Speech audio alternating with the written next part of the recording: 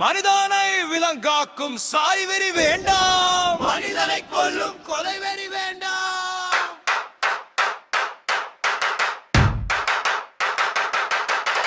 விலை மதிப்பற்ற மனித உயிர்களை வீண் சண்டையிட்டு பறிப்பது முறையோ? எந்த உயிரும் உயர்ந்ததுதான், உலகில் எந்த உயிரும் மலிவானது அல்ல.